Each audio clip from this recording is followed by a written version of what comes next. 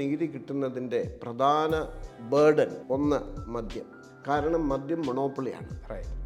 Beverages corporation public സെക്ടറാണ്. അവരാണ് ഏറ്റവും കൂടുതൽ നികുതി കൊടുക്കുന്നത്. അത് കഴിഞ്ഞിട്ടുണ്ടെങ്കിൽ മോട്ടോർ വെഹിക്കിൾ ടാക്സ്, പിന്നെ കിട്ടുന്നത് ലോട്ടറി. അപ്പോൾ ഇതൊന്നും പ്രൈവറ്റ് സെക്ടറിൻ്റെ അല്ല.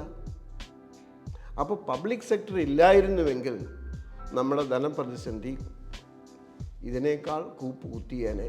39,926 കോടിയാണ് ധനമന്ത്രി ബഡ്ജറ്റ് എസ്റ്റിമേറ്റ് ആയിട്ട് കടമായിട്ട് 22-23 പ്രതീക്ഷിക്കുന്നത്. എന്ന് പറഞ്ഞാൽ ഈ ഇനെഫിഷ്യൻസി ഗ്യാപ്പ് അടയ്ക്കാൻ സാധിച്ചാൽ 40,000 crores of rupees he will get. ഈ കടം പിന്നീട് കൂടുതൽ എടുക്കേണ്ട ആവശ്യം ഉണ്ടാവില്ല. കേരളത്തിൻ്റെ സമ്പദ് മേഖലയ്ക്ക് എന്താണ് സംഭവിക്കുന്നത്? വളരെ പ്രസക്തമായ ഈ ചോദ്യം നമ്മളിന്ന് ചർച്ച ചെയ്യുകയാണ്. അതിന് നമ്മുടെ കൂടെ ഇതിനെക്കുറിച്ച് വളരെ സമഗ്രവും സൂക്ഷ്മവുമായിട്ടുള്ള നിരീക്ഷണങ്ങൾ മുന്നോട്ട് വെച്ചിട്ടുള്ള പ്രമുഖ സാമ്പത്തിക വിദഗ്ധനും former director of centre for development studies doctor KP Kannan ഇപ്പോൾ നമ്മുടെ കൂടെയുണ്ട്. അദ്ദേഹം ഈ വിഷയത്തെക്കുറിച്ച് നമ്മളുമായിട്ട് ചർച്ച ചെയ്യുന്നു. സ്വാഗതം ഡോക്ടർ KP കണ്ണൻ. 2016 ആദ്യ പിണറായി സർക്കാരിൽ ധനമന്ത്രിയായി സ്ഥാനമേറ്റ ശേഷം ഡോക്ടർ തോമസ് ഐസക്ക് കേരളത്തിൻ്റെ സമ്പദ് മേഖലയുടെ ഒരു യഥാർത്ഥ ചിത്രം എന്ന് പറഞ്ഞിട്ട് ഒരു ധവളപത്രം അവതരിപ്പിച്ചു നിയമസഭയിൽ. അപ്പോൾ അതിൽ അദ്ദേഹം എടുത്തു പറഞ്ഞൊരു കാര്യം, അതിനു മുൻപുള്ള ഉമ്മൻചാണ്ടി സർക്കാരിൻ്റെ കാലത്ത് പൊതുക്കടം ഏതാണ്ട് 78,673 കോടി രൂപയിൽ നിന്ന് 1.5 ലക്ഷം കോടി രൂപയായിട്ട് ഉയർന്നു ആ 5 വർഷത്തിൽ. ഉമ്മൻചാണ്ടി സർക്കാർ ഏതെങ്കിലും മേഖലയിൽ ഒരു വലിയ വൈദഗ്ധ്യം കാട്ടിയിട്ടുണ്ടെങ്കിൽ അത് സാമ്പത്തിക പിടിപ്പുകേടിലാണ് എന്നാണ് ഐസക്ക് പറഞ്ഞത്. അവരുമായിട്ട് ആ മേഖലയിൽ ഞാനൊരു മത്സരത്തിനില്ല എന്ന് അദ്ദേഹം പരിഹസിക്കുകയും ചെയ്തു. ഇന്നിപ്പോൾ 7 വർഷം കഴിഞ്ഞ് ആ ധവളപത്രം അവതരിപ്പിച്ചിട്ട് 7 വർഷം കഴിയുമ്പോൾ കേരളത്തിൻ്റെ പൊതുക്കടം ഏതാണ്ട് 4 ലക്ഷം കോടി രൂപയുടെ അടുത്തെത്തി നിൽക്കുകയാണ്. കേരളത്തിൻ്റെ ഈ പൊതുക്കടവും അതുപോലെ തന്നെ നമ്മുടെ മൊത്തം ആഭ്യന്തര ഉൽപ്പാദനവും തമ്മിലുള്ള ഒരു അനുപാതം എടുത്തു കഴിഞ്ഞാൽ അത് 38%. ഈ ദക്ഷിണേന്ത്യയിൽ ഏറ്റവും ഉയർന്ന അനുപാതം കേരളത്തിൻ്റേതാണ്. നമ്മുടെ തൊട്ടടുത്ത സംസ്ഥാനമായ തമിഴ്നാട്ടിൽ അത് 27.7%. അപ്പോൾ നമ്മുടെ ഇതര അയൽ സംസ്ഥാനങ്ങളെല്ലാം തന്നെ അവരുടെ സമ്പദ് വ്യവസ്ഥ അവർക്ക് മാനേജ് ചെയ്യാൻ പറ്റുന്ന ഒരവസ്ഥയിലാണ് എന്നൊരു നിരീക്ഷണം വരുമ്പോൾ കേരളത്തിൻ്റെ സമ്പദ് വ്യവസ്ഥ ഒരു മാനേജബിൾ അല്ല എന്നുള്ളൊരു നിലയിലേക്ക് പോയിക്കൊണ്ടിരിക്കുകയാണെന്നൊരു ചോദ്യം വരുന്നു. കടം പെരുകിക്കൊണ്ടിരിക്കുന്നു, കടത്തിനനുസരിച്ച് വരുമാനം വരുന്നില്ല. ഇന്നിപ്പോൾ കേരളത്തിൻ്റെ ധനമന്ത്രി ഒരു ധവളപത്രം അവതരിപ്പിച്ചാൽ ആരായിരിക്കും പ്രതിക്കൂട്ടി? കേരളത്തിൻ്റെ ഈ സാമ്പത്തിക പ്രതിസന്ധി എന്ന് പറയുന്നതിനേക്കാൾ കൂടുതൽ സത്യം പൊതുധനകാര്യ പ്രതിസന്ധി എന്ന് പറയണം. പൊതുധനകാര്യ മാനേജ്മെൻറ്റിൻ്റെ പ്രതിസന്ധി എന്ന് പറയണം.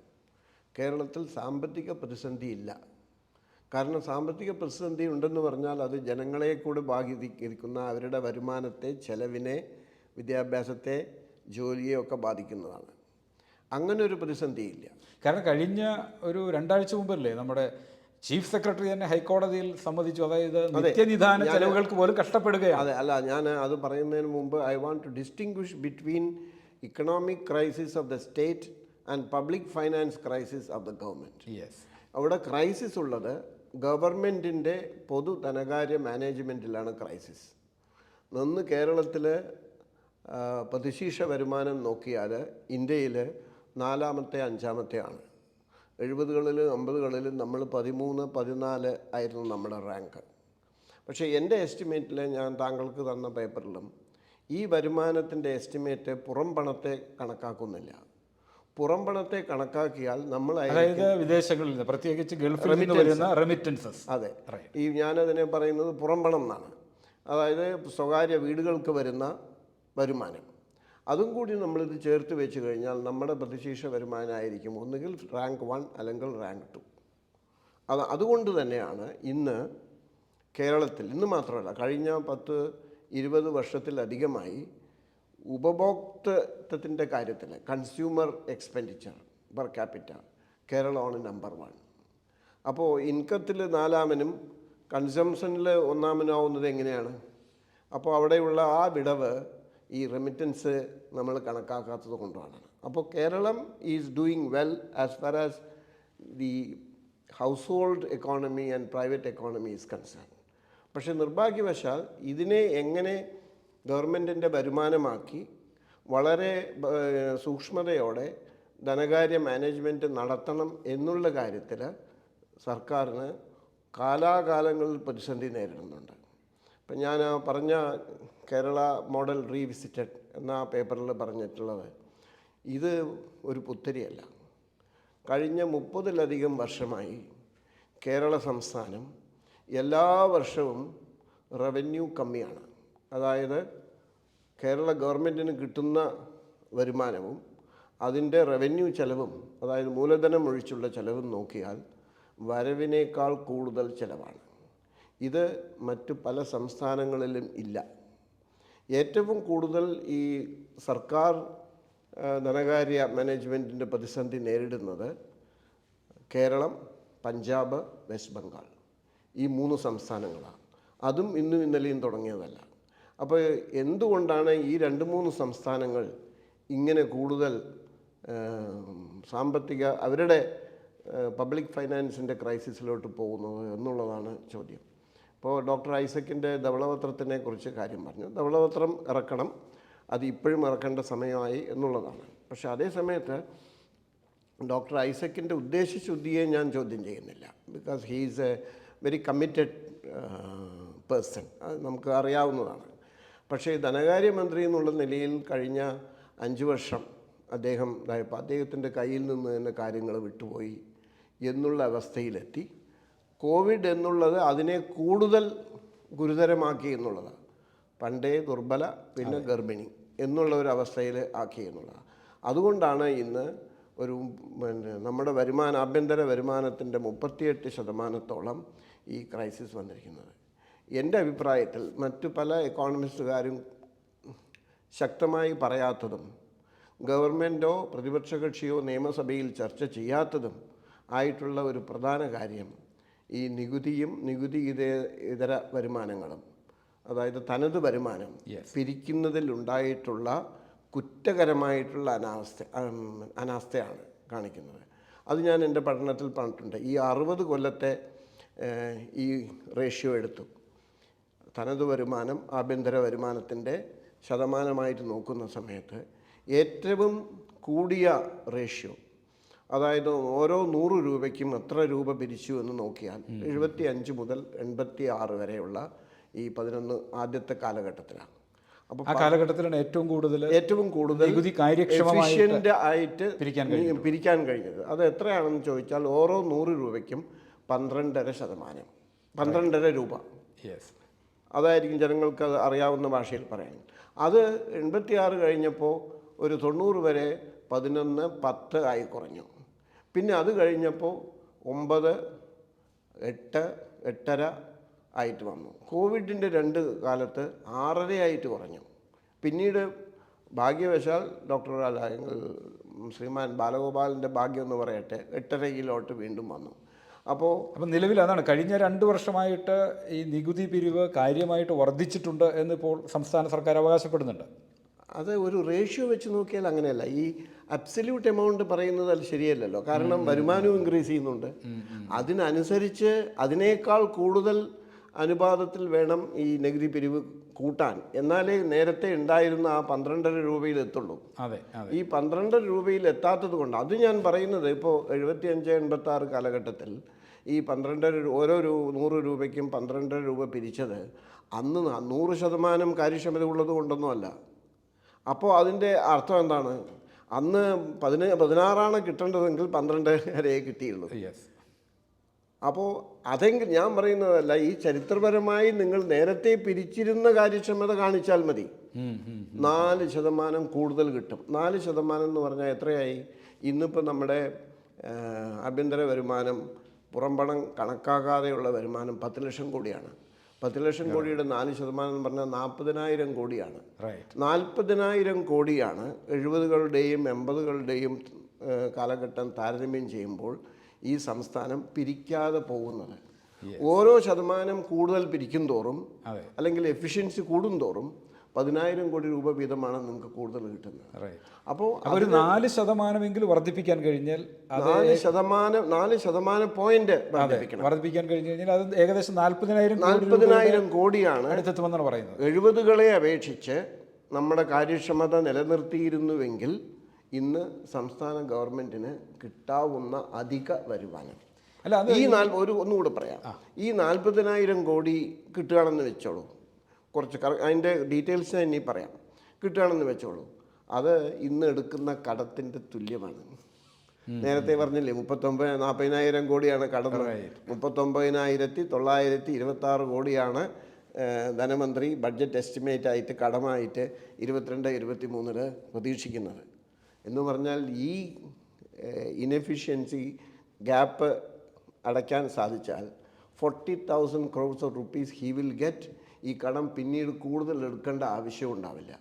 അഥവാ ആവശ്യമുണ്ടെങ്കിൽ അത് മൂലധനത്തിനായിട്ട്, ക്യാപിറ്റൽ ഇൻവെസ്റ്റ്മെൻറ്റിനായിട്ട് ഈ നികുതി പിരിവ് കാര്യക്ഷമമാക്കുന്നതിൽ എന്താണ് ഗവൺമെൻറ് ഒരു തടസ്സം? എന്തുകൊണ്ടാണ് ഗവൺമെൻറ് അത് കഴിയാതെ പോകുന്നത്? അതിൻ്റെ കാരണം ഗവൺമെൻറ് ഇതേവരെ പറഞ്ഞിട്ടില്ല. അല്ലാതെ ഈ പബ്ലിക് സെക്ടേഴ്സിൽ നിന്നാണോ കൂടുതൽ കിട്ടേണ്ട അങ്ങനെ ഒരു പ്രശ്നം? ഇതിൽ ഈ നികുതി കിട്ടാതെ പോകുന്ന നികുതിയിൽ 2 ഭാഗങ്ങളുണ്ട്. ഒന്ന് അരിയേഴ്സ്, അതായത് നികുതി തരണം എന്ന് പറഞ്ഞ് കണക്കാക്കി നോട്ടീസ് കൊടുക്കുന്നു, അല്ലെങ്കിൽ അവരത് അറിയുന്നു, പക്ഷേ അത് അവർ അടയ്ക്കുന്നില്ല. അതിനാണ് അരിയേഴ്സ് എന്ന് പറയുന്നത്. അതിൽ കൂടുതലും കുറ്റവാളികളും ഇപ്പോൾ മറ്റു പൊതുമേഖലാ സ്ഥാപനങ്ങൾ, KSEB, KSRTC, വാട്ടർ അതോറിറ്റി, മറ്റുള്ളതുമാതിരിയുള്ള സ്ഥാപനങ്ങളാണ്. പക്ഷേ നികുതി വെട്ടിപ്പ് എന്ന് പറയുന്നത് രേഖയില്ല. ഇപ്പം നിങ്ങൾ 100 കോടിക്ക് കച്ചവടം നടത്തി 50 കോടിയുടെ കാണിച്ച് അതിനു വേണ്ടി നികുതി കൊടുക്കുമ്പോൾ അതിൻ്റെ അർത്ഥം എന്താണ്? നിങ്ങൾ 50% വെട്ടിക്കുന്നു എന്നുള്ളതാണ്.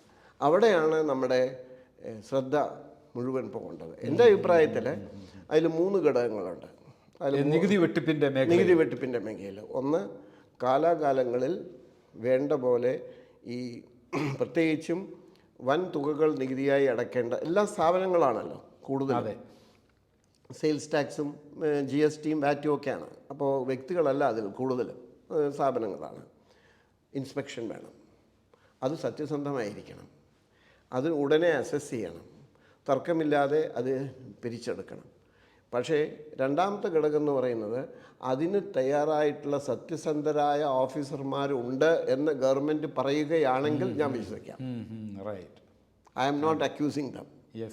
ഇതിന് സത്യസന്ധരായ ഓഫീസർമാർ ഞങ്ങളുടെ പക്കലുണ്ട് എന്ന് ഗവൺമെൻറ് ഒരു ഡിക്ലറേഷൻ തരികയാണെങ്കിൽ അത് നമുക്ക് വിശ്വസിക്കാം.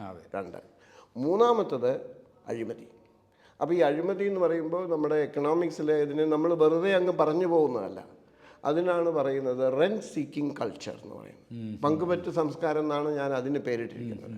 അതായത് നിങ്ങളൊരു വലിയൊരു കച്ചവടക്കാരനാണ്, 100 കോടി രൂപ നിങ്ങൾക്ക് തരാനുണ്ട്, 50 കോടി നിങ്ങൾ അടയ്ക്കുന്നു, അല്ലെങ്കിൽ 30 കോടി അടയ്ക്കുന്നു.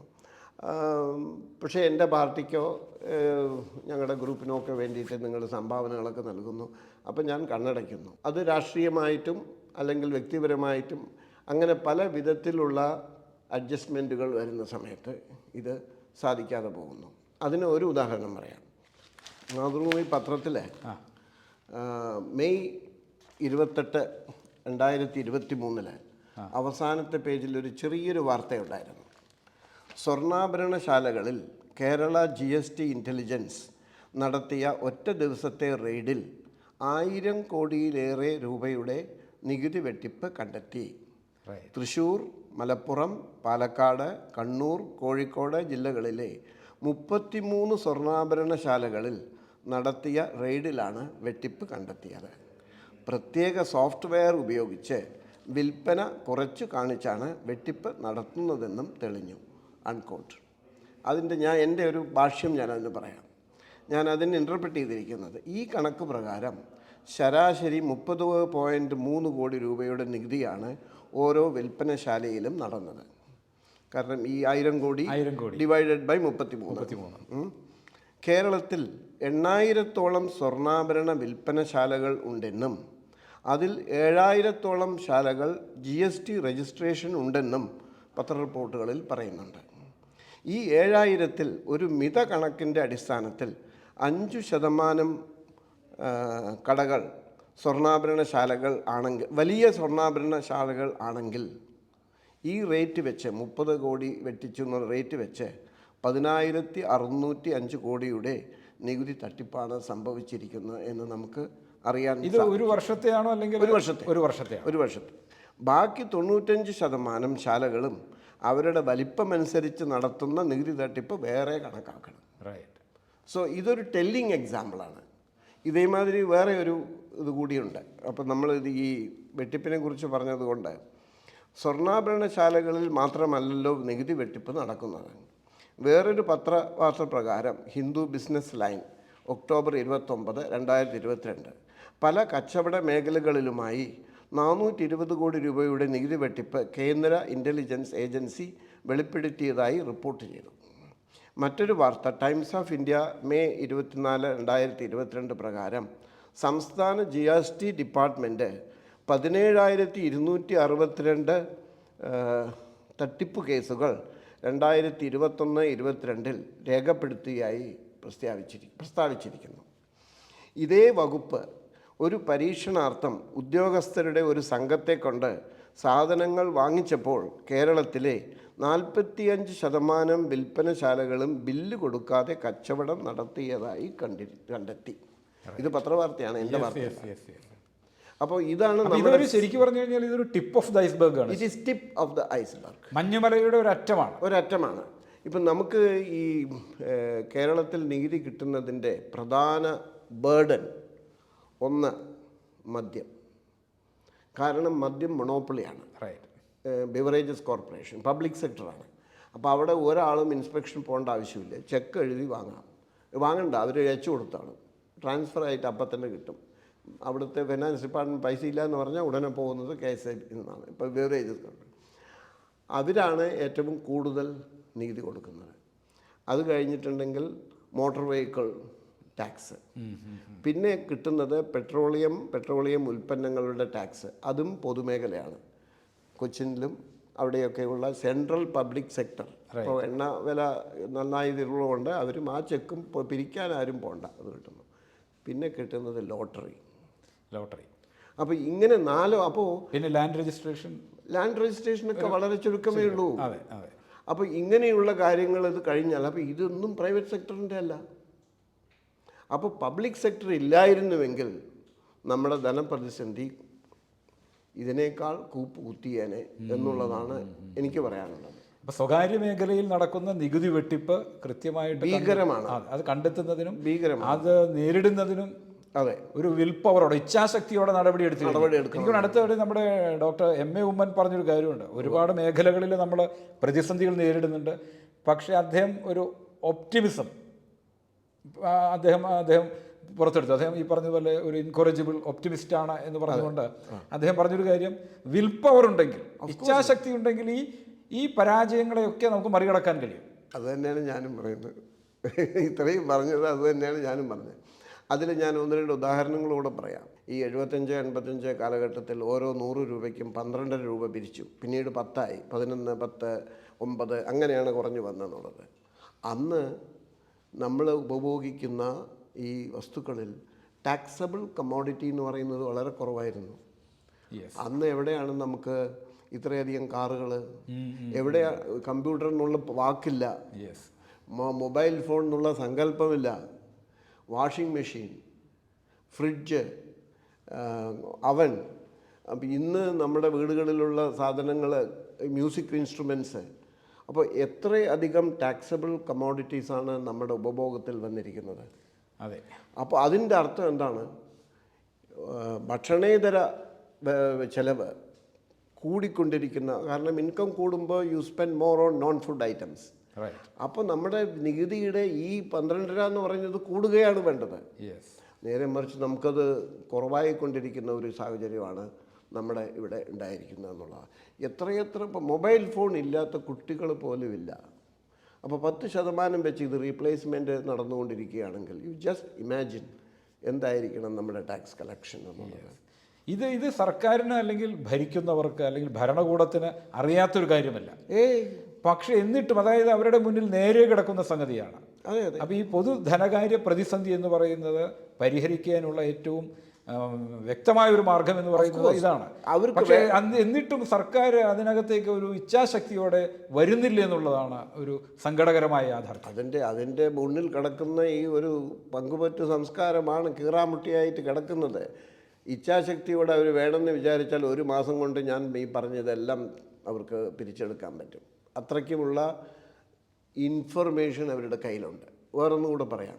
അപ്പോൾ നമ്മൾ ഈ ബഡ്ജറ്റിൻ്റെ ഡീറ്റെയിൽ പേപ്പേഴ്സ് നോക്കിയാൽ ഈ താങ്കൾ നേരത്തെ പറഞ്ഞ ലാൻഡ് റവന്യൂ, അതിൽ സ്റ്റാമ്പ്, മറ്റുള്ള കാര്യങ്ങൾ, ഈ സ്കൂളിൽ നിന്ന് പിരിച്ച കണക്ക്, 20,000 ഉൾപ്പെടെ വരുമാനം കൂടി ഉൾപ്പെടുത്തിയിട്ട് ഒരു ഡീറ്റെയിൽഡ് ഉണ്ട്. പക്ഷേ ടാക്സിൻ്റെ കാര്യം വരുമ്പോൾ tax collected, GST, state on tax, motor vehicle tax കഴിഞ്ഞു. ഒരു കമ്മോഡിറ്റി ഡീറ്റെയിൽസ് ഒരു ബ്രേക്കപ്പ് ഇല്ല. ഇത് ഞാൻ ഒരുപാട് അന്വേഷിച്ചു. ഇതെല്ലാ കണക്കും അവരുടെ കമേഴ്ഷ്യൽ ടാക്സ് ഡിപ്പാർട്ട്മെൻറ്റിൻ്റെ കയ്യിലുണ്ട്. എന്തുകൊണ്ടാണ് ഇത് പബ്ലിഷ് ചെയ്യാത്തത്? ഫ്രിഡ്ജ് വിറ്റിട്ട് എത്ര ടാക്സ് കിട്ടി എന്നുള്ളത് അറിയേണ്ടത് നമുക്കൊക്കെ മറ്റുള്ളത് പോലെ ഇപ്പോൾ ആശുപത്രിയിൽ നിന്നും എഡ്യൂക്കേഷണൽ ഇൻസ്റ്റിറ്റ്യൂഷനിൽ നിന്നും കിട്ടുന്ന വരുമാനം അറിയിക്കുന്നത് പോലെ അതും അറിയിക്കണ്ടേ? ഈ ഇലക്ട്രോണിക് ഗുഡ്സ് വിറ്റാൽ നമുക്ക് എത്ര കിട്ടി? നമ്മുടെ ഈ പിന്നെ ഓരോരോ ആശുപത്രി എക്യുപ്മെൻറ്റ്സ്, ഇവിടെ അഡ്വാൻസ്ഡ് എക്യുപ്മെൻറ്റ്സ് ഇല്ലാത്ത ഒരു ആശുപത്രികളുണ്ടോ? അത് കിട്ടി. അപ്പോൾ ഈ കമ്മോഡിറ്റി വൈസ് ഡീറ്റെയിൽസ് കിട്ടിയാൽ തന്നെ ഗവേഷകർക്ക് ഇതിനെപ്പറ്റി വളരെ വസ്തുനിഷ്ഠമായി കൂടുതൽ പരിശോധനകൾ നടത്താൻ പറ്റും. ഇത്രയും വളരെ സൂക്ഷ്മമായിട്ടുള്ള ചില നിരീക്ഷണങ്ങൾ മുന്നോട്ട് വയ്ക്കുമ്പോൾ എപ്പോഴെങ്കിലും ഏതെങ്കിലും ഘട്ടത്തിൽ നമ്മുടെ ഭരണാധികാരികൾ, പ്രത്യേകിച്ച് ധനമന്ത്രിമാർ, അതിപ്പോൾ UDFൻ്റെ ആയാലും LDFൻ്റെ ആയാലും ഈ വിഷയങ്ങളിൽ ഒരു കൺസൾട്ടേഷൻ അല്ലെങ്കിൽ ഇതിനെ എങ്ങനെ പരിഹരിക്കണമെന്നുള്ളൊരു ചിന്തയിൽ താങ്കളോട് സംസാരിച്ചിട്ടുണ്ടോ? അങ്ങനെ എന്തെങ്കിലും സംഭവിച്ചിട്ടുണ്ടോ? ഒറ്റയ്ക്ക് സംസാരിക്കാറില്ല. അവരെന്താ ചെയ്യുന്നതെന്ന് വെച്ചാൽ ഒരു വഴിപാട് പോലെ ഈ ബഡ്ജറ്റ് അവതരിപ്പിക്കുന്നതിന് ഒരു മാസം മുമ്പോ മറ്റോ ഒരു കൺസൾട്ടേഷൻ വിത്ത് എക്സ്പേർട്സ് എന്ന് പറഞ്ഞിട്ട് അവരെല്ലാ കരടുകളൊക്കെ തയ്യാറാക്കി വെച്ചിട്ടുണ്ടാവും. പക്ഷേ ഒരു ചടങ്ങിന് വേണ്ടി നമ്മളെല്ലാവരെയും വിളിക്കും. 1 മണിക്കൂർ മീറ്റിംഗ്, ഒരു 25 ആൾക്കാരും ഉണ്ടാവും. അതിൽ 4-5 ആൾക്കാർ എന്തെങ്കിലും ഉമ്മൻ സാറിനെമാരുള്ളവരോ അങ്ങനെ വല്ലതൊക്കെ കൊടുക്കും. കഴിഞ്ഞ കൊല്ലം വിളിച്ചപ്പോൾ ഞാൻ മിസ്റ്റർ ബാലഗോപാലിന്, അദ്ദേഹം ഒരു മാന്യനായ വ്യക്തിയാണെന്ന് എനിക്കറിയാം, അദ്ദേഹത്തിനോട് എഴുതി ഞാൻ മീറ്റിങ്ങിന് വരുന്നില്ല, പക്ഷേ എനിക്ക് പറയാനുള്ളത് ഇതൊക്കെയാണെന്ന് പറഞ്ഞ് ഒരു നോട്ടായിട്ട് അദ്ദേഹത്തിന് അയച്ചു. പക്ഷേ ഗവൺമെൻറ്റിൻ്റെ ഇതിൽ നമ്മളൊരു സജഷൻ കൊടുത്താൽ അതിൻ്റെ അക്നോളജ്മെൻറ്റ് കൂടെ വരില്ല. നേരെ മറിച്ച് ഗവൺമെൻറ്റിൻ്റെ എന്തെങ്കിലും ഒരു മീറ്റിങ്ങിന് നമ്മൾ അവരെ വിളിച്ചു കഴിഞ്ഞ് നമ്മൾ ഒരു 2 ദിവസം വൈകിയാൽ റിപ്ലൈ ചെയ്യാൻ ഒരു 4 ഫോൺ വരും. സാർ എന്താ ഫോൺ വരുന്നില്ലേ? അത് കിട്ടും, റിപ്ലൈ കിട്ടിയില്ല. പക്ഷെ നമ്മളൊരു പൗരെന്നുള്ള നിലയ്ക്ക് കൊടുത്താൽ നോട്ട് ഈവൻ ഇൻ അക്നോളജ്മെൻറ്റ്, അത് സാരമില്ല, അത് കുഴപ്പമില്ല, പക്ഷെ അത് കിട്ടിക്കാണുമല്ലോ. അപ്പോൾ അങ്ങനെ ഒരു serious consultation with experts outside the governmental system, കാരണം അവരുടെ ഉള്ളിൽ അവർക്ക് ഒരുപാട് കൺസൾട്ടേഷനൊക്കെ ഉണ്ടാവും. And they are there are enough people, ഇപ്പോൾ ഫൈനാൻസ് സെക്രട്ടറിമാരും IAS ഒക്കെ, പക്ഷെ അവർക്ക് പരിമിതിയുണ്ട്. പിന്നെ politically limited in their suggestions. നമുക്കതില്ലല്ലോ. നമ്മൾ പറയുന്നത് എല്ലാം എടുക്കണമെന്നൊന്നും പറയുന്നില്ല, അത് പരിശോധിച്ചാൽ മതി. And that you need an extraordinary political will. അല്ല, ഈ ഒരു വിൽ പവർ കാണിക്കുന്നതിന് പകരം പലപ്പോഴും ചില ഗിമ്മിക്കുകളിൽ, ചില ഈ കൺകെട്ട് വിദ്യകളിൽ ഭരണകൂടങ്ങൾ മുഴുകുന്നൊരു കാഴ്ച ഉണ്ടാകാറുണ്ട്. മാത്രമല്ല പലപ്പോഴും ഇപ്പോൾ അതിനകത്തൊരു യാഥാർത്ഥ്യമുണ്ടെങ്കിൽ, അതായത് സംസ്ഥാന സർക്കാർ ഒരു പ്രതിരോധം എന്ന നിലയ്ക്ക് മുന്നോട്ട് വയ്ക്കുന്ന ഒരു വാദഗതി, ഇപ്പോൾ 10ാം ധനകാര്യ കമ്മീഷൻ കേരളത്തിൻ്റെ വിഹിതം ഈ പറഞ്ഞൊരു 3.86% അത് 15ാം ധനകാര്യ കമ്മീഷനിലേക്ക് വരുമ്പോഴേക്കും ഒരു 1.92% മാറുന്നു. അപ്പോൾ അതിനകത്ത് മാത്രം ഒരു 5 വർഷത്തിൽ ഒരു 81,000 കോടി രൂപയുടെ ഒരു കുറവ് കേരളത്തിനുണ്ടായിട്ടുണ്ട്. അതൊരു യാഥാർത്ഥ്യമാണ്. അതിനെപ്പറ്റി എനിക്ക് 1-2 കാര്യം പറയാനുണ്ട്. കാരണം നമ്മളൊരു രാജ്യത്തിൻ്റെ ഭാഗമാണ്. ഈ നികുതി ഗവൺമെൻറ്റിന് അടയ്ക്കുക അല്ലെങ്കിൽ പിരിച്ചെടുക്കുക എന്ന് പറയുന്നത് കച്ചവടക്കാരുടെ വരുമാനത്തിൽ നിന്നല്ല നികുതി അടയ്ക്കേണ്ടത്. ഉപഭോക്താക്കൾക്ക് വിൽക്കുന്ന സമയത്ത് അവർ കൊടുക്കുന്ന നികുതി വാങ്ങി സ്ഥാപനങ്ങൾ ഗവൺമെൻറ്റിനെ ഏൽപ്പിക്കുകയാണ് ചെയ്യുന്നത്. So there is no burden on the people who are paying sales tax from establishments. അത് ബർഡൻ മുഴുവൻ ഉപഭോക്താവിൻ്റെയാണ്. അത് സ്ഥാപനങ്ങളാവാം, വ്യക്തികളാവാം. അപ്പോൾ ഇത് അവരുടെ മേലുള്ള കടന്നുകയറ്റമാണെന്ന് പറഞ്ഞാൽ അതിന് യാതൊരു ലോജിക്കുമില്ല. They are only agents obligated to hand over the tax money. ഒന്ന്. രണ്ടാമത്, ഈ ഫൈനാൻസ് കമ്മീഷൻ എന്ന് പറയുന്നത് നമ്മുടെ ഭരണഘടനയിൽ ഉണ്ടാക്കിയത് എന്തിനാണ്? ഒരു ഫെഡറൽ സംവിധാനത്തിൽ 2 തരത്തിലുള്ള വിഹിതം വേണം. ഒന്ന് കേന്ദ്ര ഗവൺമെൻറ് സമാഹരിക്കുന്ന ഈ ധനകാര്യ വിഭവങ്ങൾ കേന്ദ്രത്തിന് എത്ര സൂക്ഷിക്കാം, ബാക്കി എത്ര സംസ്ഥാനങ്ങൾക്ക് കൊടുക്കണം എന്നുള്ള ഒരു റേഷ്യോ, വെർട്ടിക്കൽ ഡിവിഷൻ എന്ന് പറയും, ഡിവിസിബിൾ എന്നുള്ളത് പറയും. അപ്പോൾ അതിപ്പോൾ 42-58 എന്നുള്ളൊരു റേഷ്യോയിലാണ്. നേരത്തെ അതിലും കുറവായിരുന്നു. പക്ഷേ അതിലൊരു ഇംബാലൻസ് ഉണ്ട്. അത് പൊളിറ്റിക്കലാണ്. അത് ഭരണഘടന പറയുമ്പോൾ നമ്മുടെ ഒരു നല്ലൊരു ശക്തമായ യൂണിറ്ററി ഗവൺമെൻറ്റാണ് അവർ ഉണ്ടാക്കി വെച്ചത്. ഫെഡറൽ ഉണ്ട്. ഫെഡറൽ ഫൈനാൻഷ്യൽ മാറ്റേഴ്സിൽ വലിയ ഫെഡറൽ പ്രിൻസിപ്പിൾസ് അമേരിക്കയുമാരിയോ കാനഡയുമാരിയോ നമുക്ക് ഇല്ല, അതിലും കുറവാണ്. പക്ഷേ ഇതാണ് നമ്മൾ അംഗീകരിച്ചിട്ടുള്ളത്. പക്ഷേ സംസ്ഥാനങ്ങൾ എന്തെങ്കിലും ഇതിന് മാറ്റം വരണമെങ്കിൽ കേരളം മാത്രം വിചാരിച്ചാൽ പോരാ. So you need the cooperation of all other States. So it is A national issue. ഒന്ന്. രണ്ടാമത്തത്, പിരിച്ചെടുക്കുന്ന ഈ 42% എങ്ങനെ സ്റ്റേറ്റുകൾ തമ്മിൽ വീതിക്കണം, അതാണ് ഇപ്പം നമ്മുടെ ഒരു പ്രശ്നം. ഈ ഹൊറിസോണ്ടൽ ഡിസ്ട്രിബ്യൂഷൻ എന്ന് പറയും. ഈ ഹൊറിസോണ്ടൽ ഡിസ്ട്രിബ്യൂഷന് നമുക്ക് പത്താമത്തെ ധനകാര്യ കമ്മീഷനിൽ 3.5% കിട്ടി. ഇപ്പോൾ 1.92 98 മാത്രമേ, 2% കുറച്ച് താഴെയാണ് കിട്ടുന്നത്. പക്ഷേ അത് ഒരു പ്രിൻസിപ്പിൾ വെച്ചിട്ടാണ് അവർ ചെയ്തത്. അതിൽ ഇപ്പോഴത്തെ കേന്ദ്ര ഗവൺമെൻറ്റിൻ്റെ ഒരു രാഷ്ട്രീയം കൂടെ ഉണ്ടാവാം. പക്ഷെ അത് എല്ലാവർക്കും ബാധകമാകുന്ന തരത്തിലാണ്. അവർ ഭരിക്കാത്ത സംസ്ഥാനങ്ങൾക്കും ഒപ്പം ബാധകമാകുന്നതാണ്. അതിൽ ഒന്ന് കൊണ്ടുവന്നത് ഈ 71 ജനസംഖ്യ അനുപാതം മാറ്റിയിട്ട് 2011 ജനസംഖ്യ അനുപാതം എടുത്തു വെച്ചിട്ട്, അപ്പോൾ അങ്ങനെ വരുമ്പം ജനസംഖ്യ കുറയ്ക്കുന്നതിൽ നമ്മളും മറ്റ് തെന്നിന്ത്യൻ സംസ്ഥാനങ്ങളും വളരെ വേഗത നേടിയതുകൊണ്ട് നമ്മുടെ ഷെയർ കുറഞ്ഞു. Share of Kerala's population in Indian population അത് കുറഞ്ഞു. അപ്പോൾ അതിൻ്റെ പ്രതിഫലനം ഈ അതാണ് ഈ അവിടെ വാസ്തവത്തിൽ കേന്ദ്ര ഗവൺമെൻറ് ഈ കേരളം ഉൾപ്പെടെയുള്ള ദക്ഷിണേന്ത്യ സംസ്ഥാനങ്ങൾ ഈ മേഖലയിൽ ഇപ്പോൾ ജനസംഖ്യാ നിയന്ത്രണം ഉൾപ്പെടെയുള്ള മേഖലകളിൽ നടത്തിയ ഒരു അസൂയാവഹമായ മുന്നേറ്റത്തിനെ അംഗീകരിച്ചുകൊണ്ട് അതിനൊരു ഇൻസെൻറ്റീവ് കൊടുക്കേണ്ടതായിരുന്നു. അതും പറയാം ഞാൻ. ഇതിന് കൊടുത്തിരിക്കുന്നത് 15% വെയിറ്റേജാണ് ഈ ജനസംഖ്യയ്ക്ക്.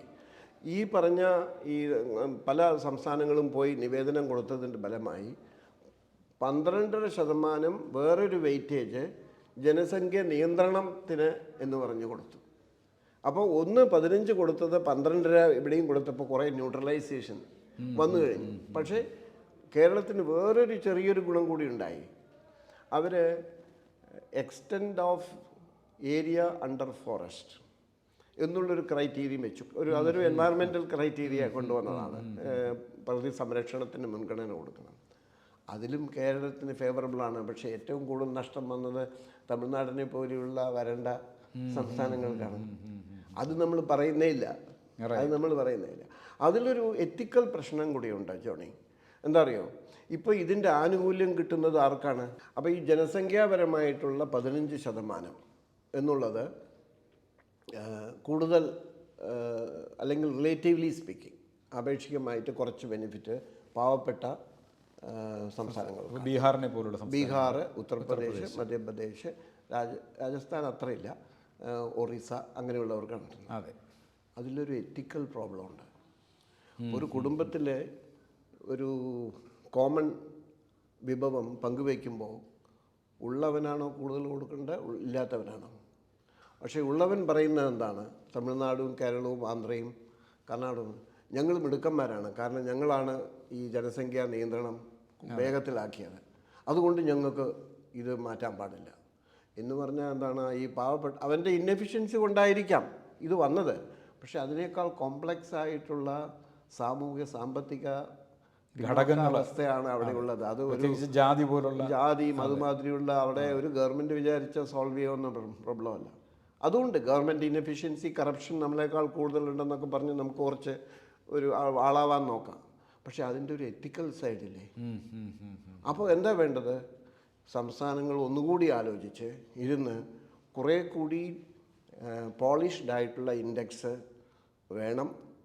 അത് ഇവർക്ക് കൊടുക്കേണ്ടത് കൊടുക്കണം. പക്ഷേ അതേ സമയത്ത് കൂടുതലായിട്ട് നഷ്ടം ഈ മറ്റ് പുരോഗതി പ്രാപിച്ച ജനസംഖ്യാ നിയന്ത്രണത്തിൽ പുരോഗതി പ്രാപിച്ച സംസ്ഥാനങ്ങൾ, അതും നാഷണൽ ഇഷ്യൂ ആണ്. So you cannot reduce your federal financial relation only that is affecting Kerala എന്നുള്ള ഒരു വാദഗതിയിലോട്ട് കൊണ്ടുവരരുത്. It is not Kerala centric. Right. അപ്പോൾ ഈ federal financial relation is a problem. അതാണ് ഞാൻ എൻ്റെ പേപ്പറിലും പറഞ്ഞത്.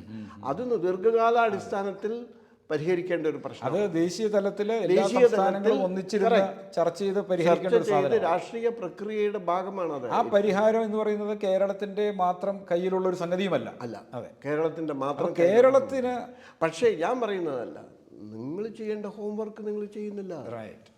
U collect whatever is feasible.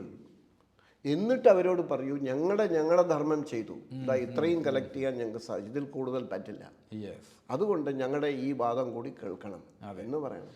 പലപ്പോഴും ഈ ഫിഗേഴ്സ് എടുത്തിട്ടിട്ട് കുറച്ച് ഇമാജിനറി ആയിട്ട് കടത്തിന് കൂടുതൽ കടമെടുക്കാൻ അനുവദിച്ചിരുന്നുവെങ്കിൽ ഇത്രയും കിട്ടുമായിരുന്നു. കടമാണോ നിങ്ങളുടെ സോഴ്സ്, പ്രധാന source? I am very critical. Government എന്തെങ്കിലും ഒരു പ്രതിസന്ധി വന്നാൽ ആദ്യം ആലോചിക്കുന്നത് കടമാണ്, പിരിച്ചെടുക്കലല്ല. റൈറ്റ്.